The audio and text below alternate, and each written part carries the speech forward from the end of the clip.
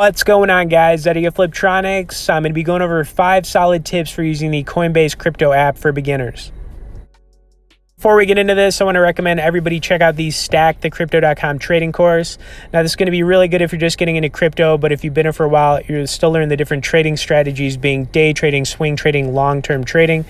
Now, there are a lot of good tips in this course. It's always good to learn from somebody else as opposed to trying to figure everything out yourself. Trust me on that one. So I'll have a link in both the description and comments of this video if you want to check it out. All right, so I love Coinbase. I've been using this app now for 6 or 7 years. I've kind of lost track, honestly. But my account is pretty juiced up. You know, I've had close to around 35,000 in here, but it's actually dropped down to like 27,000-ish. But I've got some coins that, you know, I'm comfortable with them going up and down, you know, without selling them. Now, the first thing, and this is very important, don't put more money into crypto than you're willing to lose. So, you know, if you only have $500 or $1,000, start with that. You know, don't put like a ton of money in there that you need for other things, because cryptocurrency, you know, it goes up, it goes down, it goes sideways. You never really know what's going to happen. So just put enough money in there that you're comfortable. You know, if it disappears tomorrow, you're not going to be, you know, freaking out. Then, of course, researching coins is important. Now, don't listen to other people. Do your own research on whatever you're going to, you know, buy. I'm also going to give some recommendations at the end of this video on some coins that I would recommend starting with, but do your own research. Each coin has its own project. It's got its own website.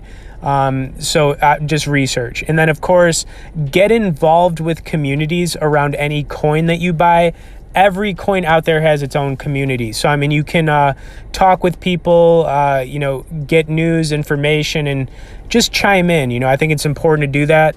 All right, and then the next tip, just stay on top of news. Coinbase has a news feed where you can get notifications all the time, which is pretty cool. So, you know, just get the notifications for whatever coins you buy. That way it'll just help you stay on top of things. And then kind of last but not least, one of the features on Coinbase that I feel like a lot of people don't use, price alerts.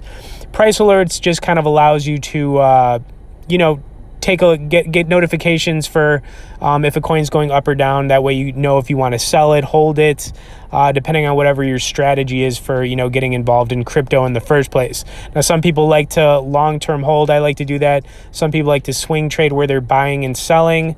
And then some people like to day trade. So, I mean, there's different reasons. Okay, so I really want to just kind of go a little bit deeper now into 3 coins that I would recommend starting with on Coinbase if you're a beginner. This isn't financial advice, but these are just going to be 3 coins that I would recommend taking a look at. All right, so my first coin I'd recommend for beginners or anybody getting started in crypto is Ethereum. Now, Ethereum is the second most popular coin by market cap. It's actually used with a lot of different altcoins, and it's been able to hold its position for a very long time. Now, if you can get the coin, you know, between $250 and $350, and you're willing to hold on to this one, I just think that, you know, in the both the short term and long term, I just see the price appreciating.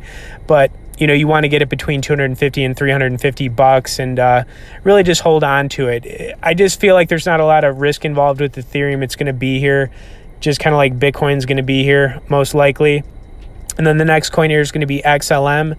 Now, this is a banking token, but it's also for individual users. It's connected with XRP. So if you know, we're looking at XLM, I'd also recommend taking a look at XRP. But the price on this one, you know, it's really been in the low cent range for the last year and a half, maybe even 2 years now. But they've got a lot of partnerships. They've partnered with Samsung and other people, and I just think that, you know, XLM is going to be around in the future, and I think it's a good coin based on its price point. You know, it's got a lot of room to go up. And then the last coin I'm going to recommend you would take a look at is going to be Orchid. Orchid is kind of a little bit of a risk, but at the same time, it's the only crypto out there that has a VPN-based background, so it's unique. It's got like a unique value proposition. It actually went up to $1 recently, but it's been in that like 20-cent range for a long time.